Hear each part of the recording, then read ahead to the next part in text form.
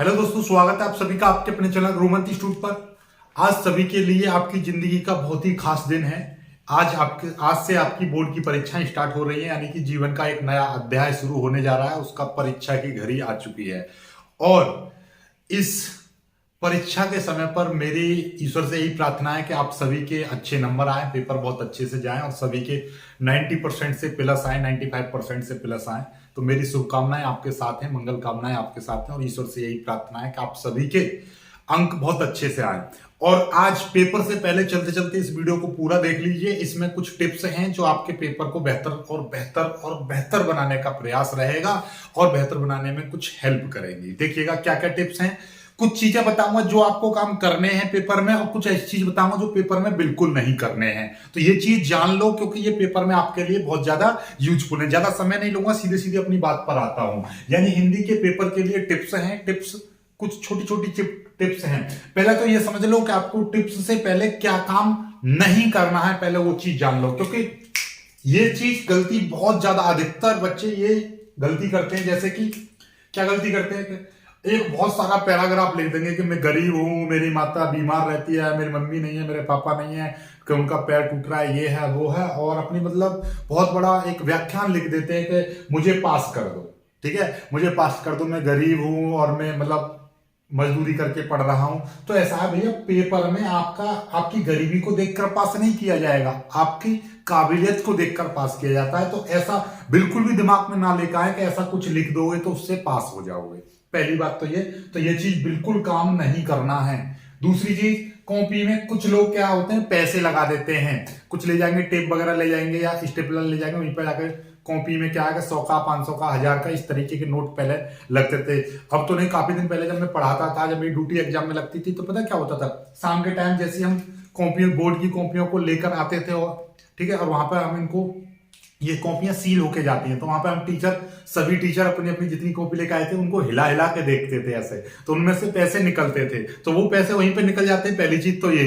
दूसरा, ऐसा लगाना नहीं चाहिए, उससे कोई फायदा नहीं है। ठीक है, आप टेप से भी चिपका दोगे तो भी कोई फायदा नहीं है। इसलिए, और हो सकता है कोई एग्जामिनर आके और नंबर और काट ले, इसलिए कभी भी कॉपी में पैसा रखने से कभी भी नंबर नहीं बढ़ते हैं। क्योंकि आजकल जो कॉपियां हैं, पुराने जमाने में ऐसा होता होगा मुझे नहीं पता, लेकिन आज के टाइम पर जो कॉपियां चेक होती हैं वो अंडर द सर्विलांस यानी कि सीसीटीवी कैमरा के अंडर में चेक होती हैं। तो वहां पर कोई पैसा भी निकल आया और कोई लेगा तो तुरंत पता चल जाएगी। इसलिए आप ऐसा काम बिल्कुल ना करें। और आपको और मतलब जो एग्जामिनर चेक कर रहा होगा कैमरा के अंदर में, तो वो तुरंत काट देगा क्योंकि उसकी भी नौकरी पर आ जाएगी। इसलिए ऐसा काम बिल्कुल नहीं करना है।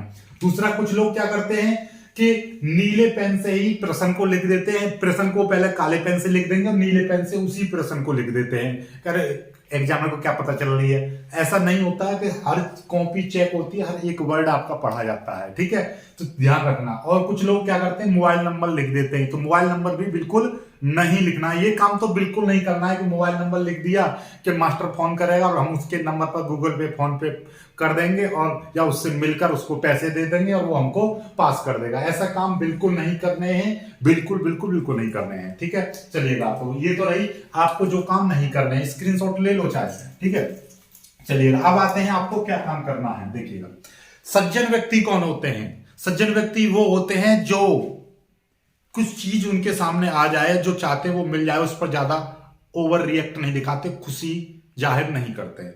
और जब उनकी जिंदगी में थोड़ा सा कोई चीज खो जाए या मतलब यूं कहिएगा कुछ चीज नष्ट हो जाए, तो उस पर ज्यादा वो भी नहीं करते हैं। क्या नहीं करते, चिंता भी नहीं करते हैं। तो कुल मिलाकर मतलब स्थिर रहते हैं। ठीक है, तो वही काम यहां पर है कि आपको कूल रहना है, स्थिर रहना है, स्टेबल रहना है। ठीक है, पहली चीज पेपर में क्या, बहुत से स्टूडेंट क्या होते हैं, पेपर हार्ड आ गया तो वहीं पर क्या हो जाता है, दुखी हो जाते हैं। अपने जितना भी आपने तैयारी किया सारी को मतलब एक पल में, एक क्षण में ही नष्ट कर देते हो। यानी कि जो काम आप आधे को कर पाते हो वो भी नहीं कर पाते हैं। तो इसलिए पेपर को थोड़ा इजी आ गया तो उसमें खुशी के मारे कुछ प्रश्नों को देखे होंगे तुमने करते हुए बच्चे, अरे यार जल्दी जल्दी में वो क्वेश्चन रह गया। ऐसा बहुत देखा है और अक्सर होता ही है। पेपर थोड़ा इजी आ जाएगा, 4 क्वेश्चन आते हैं, आपको जल्दी हड़बड़ी में आप करते रहो, कुछ प्रश्नों को भूल जाते हो। और इंपॉर्टेंट, अरे यार इस प्रश्न को तुम्हें बहुत ही अच्छे से आता था और मैं जल्दी जल्दी में भूल आया, समय का पता ही नहीं चला। तो ये काम बिल्कुल नहीं करना है। ये काम क्या है कि आपको कूल रहना है। पेपर को देखकर कूल रहना है, पेपर उसके समय कूल रहना है, ना तो ज्यादा खुशी करनी है और ना ही ज्यादा दुख करना है, व्यक्त करना है।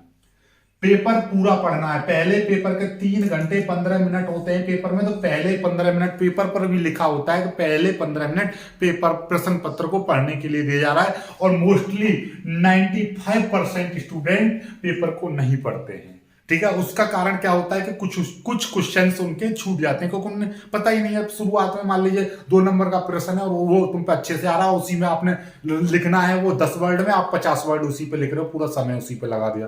पीछे आपका 10 नंबर का क्वेश्चन था, वो छूट गया। तो ये काम बिल्कुल नहीं करना है। पूरे पेपर को पढ़ लेना, उससे आपको ये रहेगा ये क्वेश्चन आप आ रहे हैं पेपर में और ये क्वेश्चन मुझे करने हैं, ठीक है।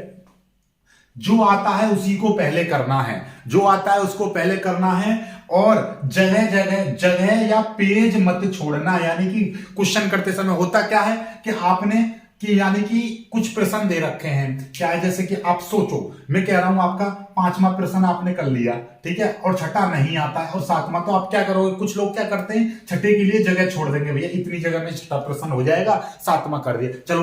और फिर उसमें क्या होता है, करते रहते हैं, उसमें फिर उसको मतलब पेपर बीत जाता है, उसको कर नहीं पाते हैं। तो ऐसा बिल्कुल भी नहीं करना है। देखिए, कभी भी याद रखना, क्रम से कोई लेना देना नहीं है। एग्जामिनर पर पेपर रहता है और उसके दिमाग में सारी चीज रहती है कि कौन सा प्रश्न कितने नंबर का है। कभी कभी कुछ लोग क्या करते हैं कि ये सोचते हैं यहाँ पे लिख देंगे कि ये 5वां प्रश्न 5 अंक का, ठीक है, ताकि एग्जामिनर को पता रहे। ऐसा कुछ भी नहीं होता है। एग्जामिनर को सारी चीज पता रहती है कौन सा प्रश्न कितने अंक का है।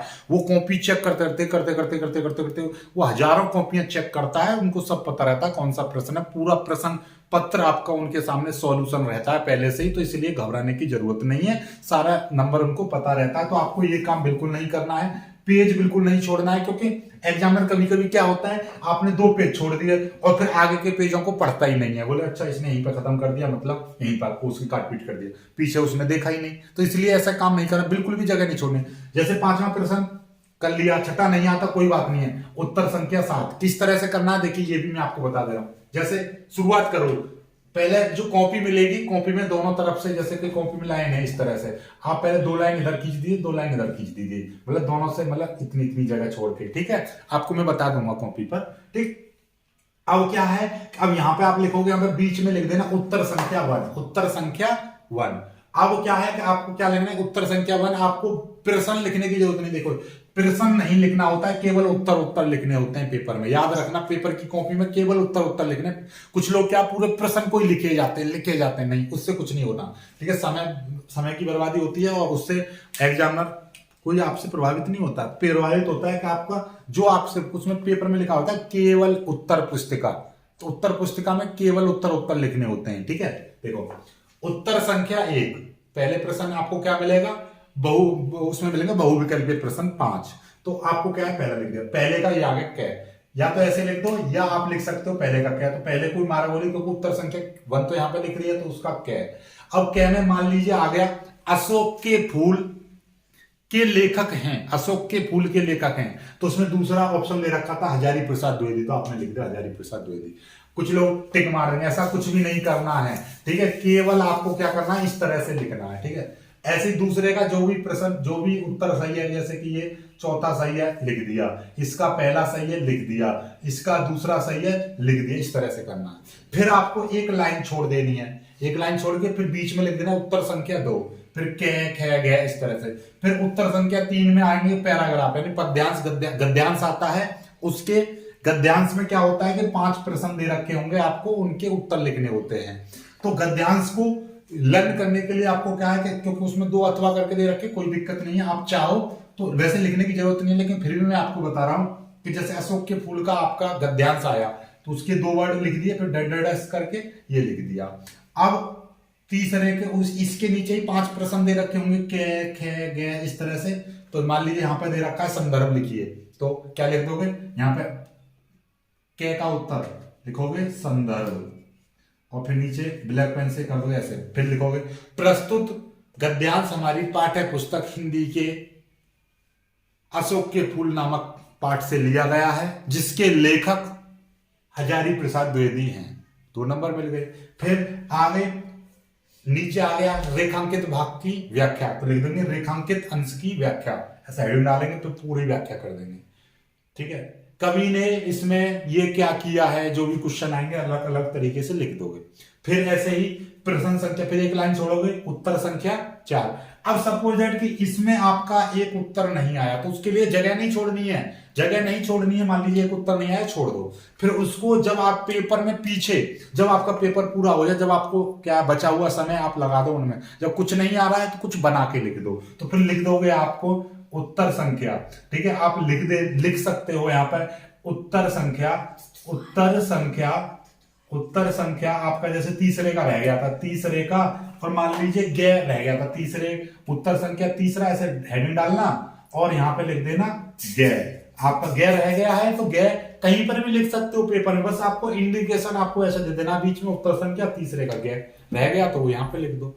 कोई भी प्रश्न आपका रह जाए उसको बाद में लिख देना, लेकिन उसमें बीच में जगह मत छोड़ना। ठीक है, समय बिल्कुल नष्ट मत करना, यानी कि जो पेपर में क्वेश्चन नहीं आता है सिर खुजाओ, अरे इसको ही करना है नहीं। ठीक है, और आपको क्या गैर प्रश्न नहीं आ रहा है, इसको बना के करे ही जा रहे हो, करे जा रहे हो, ऐसा नहीं। जो आ रहा है पहले वो अच्छा लिखिए, ताकि एग्जाम पर अच्छा प्रभाव पड़े। देखेगा क्वेश्चन सही सही है, सही है, सही है, तो आगे वाले क्वेश्चनों को भी वो सही कर सकता है। लेकिन जो पहला है, first impression is the last impression, शुरुआत में ही आपने गलत कर दिया है, साला कॉपी बिल्कुल नहीं। ठीक है, और सबसे खास और इंपॉर्टेंट बात, सबसे इंपॉर्टेंट बात यह है कि आपको साफ और सुंदर राइटिंग लिखनी है। ऐसा नहीं है साला समझ में ही नहीं आ रहा है, समझ में नहीं आएगा तो जो उत्तर भी आपने सही लिखा है, जो व्याख्या करी है, जो भी काम किया है, वो भी गलत कर देगा। क्योंकि आपकी साफ राइटिंग आपको तो देखने से ही लगना चाहिए। देखो इस तरह सोचो, ये बोर्ड पर कितना अच्छा लग रहा है, इस तरीके का लिखा हुआ, तो जब कॉपी में आप लिखोगे इस तरह से तो कितना सुंदर लगेगा। ठीक है, तो यही चीजें होती हैं, बस और कुछ नहीं है। तो इन चीजों को, पॉइंटों को याद कर लो, एक बार फिर से रिवीजन कर लो, क्या क्या काम आपको करने, क्या क्या काम नहीं करने। एक बार फिर से आप सभी को आपकी परीक्षाओं के लिए बहुत बहुत शुभकामनाएं, मंगल कामनाएं। ईश्वर से यही मेरी प्रार्थना है कि आप सभी के 90% से ऊपर आए, 95% से अधिक आए, और पूरा पेपर आप जोर शोर से करके आए, पूरे पेपर को फोड़ के आए, पूरा पेपर का पोस्टमार्टम करके आए। ठीक है, अच्छे से। तो बस मिलेंगे शाम को एक खूबसूरत सी वीडियो में, तब तक के लिए आप सभी के लिए बेस्ट ऑफ लक। जय।